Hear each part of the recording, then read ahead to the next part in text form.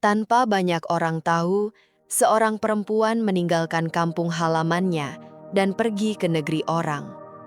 Ia bertahan di tanah asing, menahan rindu demi memperjuangkan masa depan keluarga. Setiap rupiah yang ia hasilkan dikirim ke kampung untuk kehidupan orang-orang yang ia cintai. Tak hanya keluarga, diam-diam ia juga membantu desa, termasuk pembangunan masjid yang kini berdiri megah. Namun, saat ia pulang, bukan pelukan hangat yang menyambut, justru tuduhan dan hinaan yang ia terima.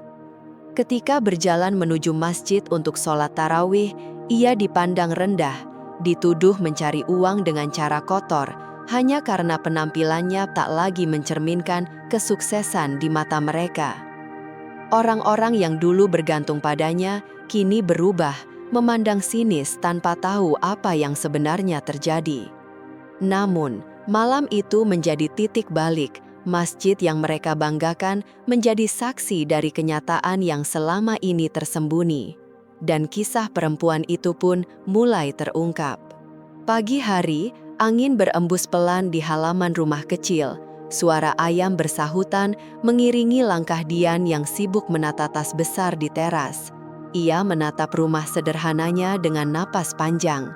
Di depan rumah, Bu Asri duduk sambil mengelus cucunya, Irna, yang memeluk boneka lusuhnya. "Ibu, benar mau pergi?" tanya Irna lirih. Dian tersenyum meski hatinya berat. Ia berjongkok, menggenggam tangan kecil anaknya. "Iya sayang, ibu kerja jauh, biar Irna bisa sekolah tinggi, makan enak, pakai baju baru." "Tapi aku nggak mau ibu pergi," tangis Irna mulai pecah. Dian mengusap pipinya, menahan air mata.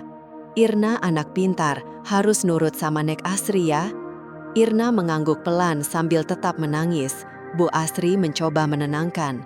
"Sudah Irna, ibumu pergi buat masa depanmu. Siapa tahu nanti bisa ke Mekah bareng." Dian hanya bisa mengangguk kecil. Sementara di sudut ruangan, Yanto, suaminya, berdiri diam tanpa sepatah kata pun. Wajahnya datar, bahkan terkesan dingin. "Mas," Dian mendekat, berharap Yanto setidaknya memberi dukungan. Tapi ia hanya menjawab pelan, "Ya sudah, hati-hati." Tak ada pelukan, tak ada harapan, hanya gumaman kosong. Dian menelan kecewa dalam diam. Ia sadar suaminya tak lagi menjadi tempat ia bersandar. Seorang tetangga yang akan mengantarnya sudah menunggu. Sebelum pergi, ia memeluk Irna erat-erat. "Ibu janji, gak akan lama. Ibu bakal pulang bawa rezeki." Irna mengangguk meski enggan melepaskan pelukan. Dian meminta tolong Bu Asri menjaga Irna. Setelah itu, ia pergi, tak menoleh ke belakang. Ia tahu kalau menoleh, ia tak akan sanggup meninggalkan anaknya. 7 tahun kemudian, hidup Dian berubah. Kini ia bekerja di Arab Saudi, bukan lagi sebagai pembantu, tapi asisten pribadi seorang pengusaha besar, Abdul Karim. Dulu ia bekerja membersihkan rumah, tapi karena ketekunannya, ia dipercaya, bahkan diajari banyak hal tentang bisnis. "Siap meeting sore ini, Dian?" tanya Abdul Karim ramah. "Siap, Tuan." Dian kini percaya diri, berpenampilan rapi dan dihormati. Setiap bulan, ia mengirim uang ke kampung, termasuk untuk modal usaha Yanto. Meskipun jarang dapat ucapan terima kasih, ia tetap mengirimkan yang terbaik. Bahkan, ia turut menyumbang renovasi masjid, meski namanya tak pernah disebut. Sementara itu, di kampung, nama Yanto makin dikenal. Toko kelontongnya berkembang jadi grosir, ditambah usaha ternak ayam dan sawah. Warga memujinya. Di warung kopi, orang-orang membicarakan kesuksesannya. Bahkan, saat kepala desa mengucapkan terima kasih atas renovasi masjid, Yanto hanya tersenyum meski tak paham siapa donaturnya. Namun, saat nama Yanto mulai disebut sebagai penyumbang, ia tidak membantah. Ia biarkan warga percaya. Bahkan ibunya, Bu Asri, bangga bukan main. Tak ada yang tahu, semua itu berasal dari uang keringat Dian. Sampai suatu malam, Dian menerima pesan dari temannya di kampung. Yanto nikah lagi, siri sama perempuan desa sebelah. Dian terkejut. Ia mencoba menepis kabar itu, tapi rasa curiga tak bisa ditepis. Ia menelepon Yanto. "Mas, nikah lagi?" tanyanya tenang tapi tegas. "Gosip dari mana lagi itu?" Yanto tertawa kecil, berusaha menepis. Tapi Dian mendesak. Yanto mulai kesal. "Kamu terlalu percaya orang. Aku sibuk kerja, gak ada waktu buat begituan." Dian lalu menghubungi Bu Asri.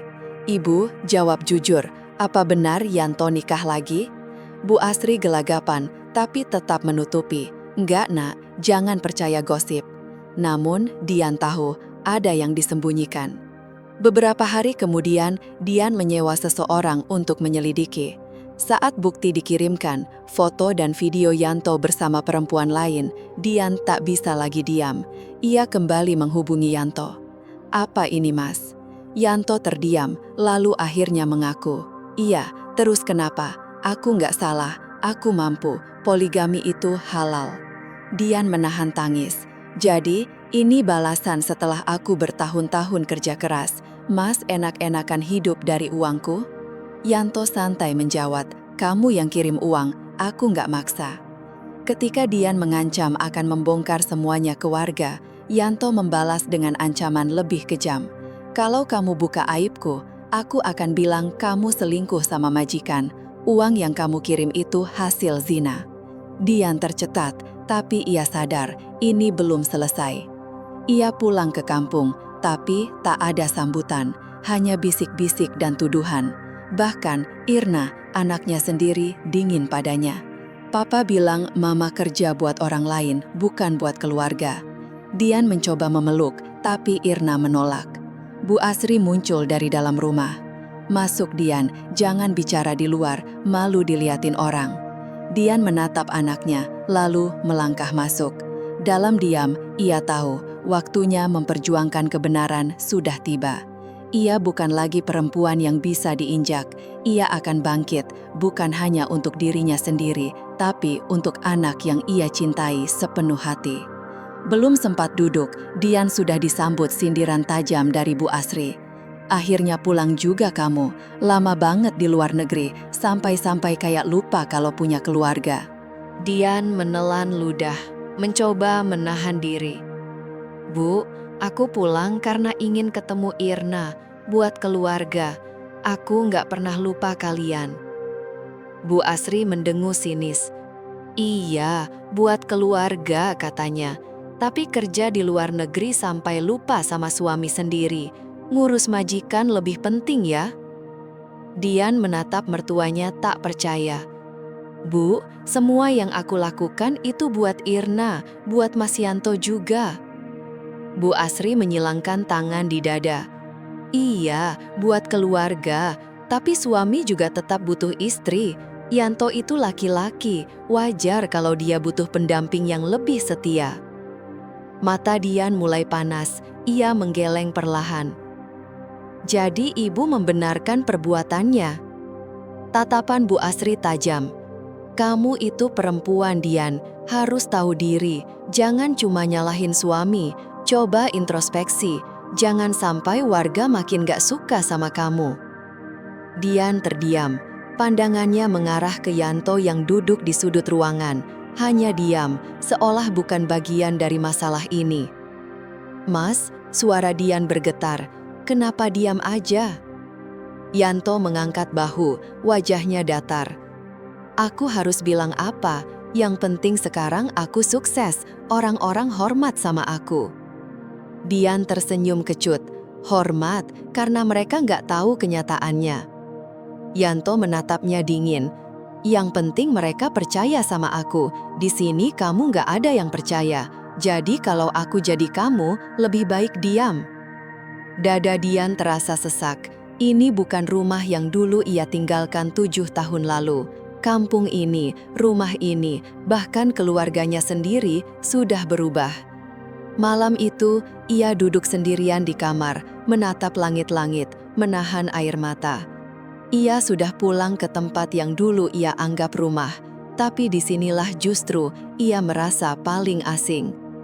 Malam itu, bulan bersinar terang, tapi bagi Dian, gelapnya malam terasa lebih hangat dibanding dinginnya hati orang-orang di sekitarnya. Dengan langkah berat, ia menuju masjid untuk sholat tarawih. Sepanjang jalan, bisik-bisik warga mengikuti langkahnya. Masih berani ke masjid, TKW sok suci. Katanya banyak uang dari majikan, tapi masih sok alim. Jangan-jangan dia datang cuma buat pamer. Dian menggenggam sajadahnya erat. Ia menahan diri agar tidak terpancing emosi. Ia sudah cukup bersabar, tapi malam ini ia tidak akan diam saja. Saat tiba di masjid, tatapan sinis langsung menyambut. Beberapa ibu sengaja menghindar, seolah keberadaannya membawa aib. Ketika hendak berdiri di saf sholat, seorang perempuan menyingkirkan sajadahnya. "Di sini sudah ada yang duduk, kamu sholat di belakang aja," ucapnya meremehkan. Dian hanya menatap tajam, lalu melangkah ke belakang tanpa sepatah kata. Tapi sebelum tarawih dimulai, takmir masjid mengumumkan akan ada penyampaian dari jamaah. Dian berdiri, suaranya tenang meski dadanya bergetar. "Sebelum kita mulai sholat, saya ingin bicara sedikit." Orang-orang mulai berbisik, tapi tidak ada yang menghentikannya. Yanto, yang duduk di barisan laki-laki, menatapnya tajam. Dian menyapu pandangan ke seluruh ruangan. Mereka yang menghina, merendahkan, bahkan memfitnahnya. "Kalian semua bicara soal aku. Katanya aku perempuan murahan. Katanya aku dapat uang dari hal-hal haram. Tapi kalian percaya begitu saja, tanpa pernah mencari tahu kebenarannya." Ia menarik napas dalam-dalam. "Aku yang membangun masjid ini. Aku yang menitipkan uang untuk renovasi lewat Pak Lurah. Aku juga yang rutin kirim sumbangan untuk warga yang membutuhkan. Semua yang kalian nikmati sekarang, termasuk yang kalian puja dari Yanto, itu berasal dari aku." Suara-suara kecil mulai terdengar dari ibu-ibu. Takmir masjid mengangguk pelan, membenarkan ucapan Dian. Dian melanjutkan, suaranya makin tegas. "Aku kerja keras di negeri orang, menahan rindu, menahan sakit, semua demi keluarga. Tapi apa balasannya? Suamiku menikah lagi diam-diam, dan ketika aku pulang untuk menuntut hakku, justru aku yang difitnah." Matanya berkaca-kaca, tapi ia menolak menangis. Yanto menyebar kebohongan karena takut kalian tahu bahwa semua yang dia punya sekarang berasal dari jerih payahku. Ia menoleh ke arah Bu Asri. Bahkan ibu yang aku hormati lebih memilih tutup mata pada kebenaran, sementara aku dianggap tak berharga. Yanto bangkit, wajahnya merah. "Cukup Dian, jangan bikin malu aku di depan orang banyak." Dian menatapnya dingin. "Kau malu? Bukankah selama ini kau bilang aku cuma TKW tak berguna? Sekarang kenapa takut kalau kebenaran terungkap?" Masjid sunyi, beberapa mulai tertunduk. Kepala desa berdiri dan membenarkan semua ucapan Dian. "Betul, selama ini uang pembangunan dari Dian, aku saksinya." Dian lalu menatap Irna yang duduk di saf perempuan. "Anakku, Mama pulang bukan untuk cari musuh. Mama pulang untukmu. Tapi kalau tempat ini menolak kebenaran, Mama nggak akan tinggal." Ia berdiri tegak. "Aku akan pergi. Aku tidak butuh pengakuan dari kalian. Tapi ingat, aku tidak akan lagi mengorbankan hidupku untuk orang-orang yang menolak menghargai kebenaran." Dian melangkah keluar dari masjid, meninggalkan keheningan. Tidak ada satupun yang berani berkata-kata. Yanto hanya bisa terdiam, wajahnya merah karena malu. Malam itu, kebenaran akhirnya terungkap. Dan bukan Dian yang kalah, tapi mereka yang selama ini menolak melihat kenyataan. Pagi harinya, udara kampung terasa lebih dingin. Matahari baru muncul, tapi rumah Bu Asri masih sepi. Suara koper menyeret lantai tanah, memecah keheningan. Dian berdiri di depan pintu rumah yang selama ini ia kirimi uang dari luar negeri. Di sebelahnya, Irna berdiri memegang ransel.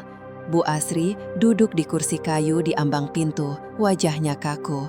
Sementara Yanto berdiri dengan ekspresi kesal. "Aku pergi. Aku tidak akan tinggal di kampung ini lagi," kata Dian pelan. Yanto melipat talan. "Kamu pikir kamu siapa? Seenaknya datang, seenaknya pergi." Dian tersenyum tipis. "Aku bukan siapa-siapa. Seperti yang kamu bilang, aku cuma TKW miskin. Tapi aku juga perempuan yang kamu khianati dan kamu fitnah." Yanto mendengus. "Dan kamu pikir mereka peduli sama kamu?" Dian menoleh ke arah warga yang berdiri di kejauhan, menatapnya dengan campuran rasa bersalah. Salah satu ibu maju, suaranya lirih. "Dian, kami nggak tahu kebenarannya. Kami cuma percaya apa yang kami dengar." Dian mengangguk pelan. "Aku ngerti, waktu itu kalian hanya melihat Yanto. Aku jauh, cuma bayangan. Tapi sekarang kalian tahu semuanya." Beberapa ibu mulai menangis. "Maafkan kami, Dian." Dian menjawab tenang. "Aku nggak butuh maaf, aku cuma ingin pergi." Yanto mencibir. "Silahkan, aku nggak butuh perempuan kayak kamu." Dian mendekat, menatap tajam. "Aku juga nggak butuh laki-laki kayak kamu. Hidupku udah cukup berat. Aku nggak perlu beban tambahan." Irna menarik tangan ibunya. "Mama, kita pergi sekarang." Dian mengangguk. "Ya nak, kita pergi." Bu Asri akhirnya bersuara. "Kamu yakin mau bawa Irna? Dia bisa tinggal di sini. Aku bisa jaga dia." Dian menatap mertuanya. "Aku yakin, aku ibunya, dan aku yang akan membesarkannya." Bu Asri hanya bisa mengangguk. Ada penyesalan di matanya, tapi ia tahu sudah tak bisa berkata banyak. Dian menggenggam tangan Irna erat, lalu berjalan pergi. Tak satu pun warga yang menahan, mereka hanya bisa menatap diam.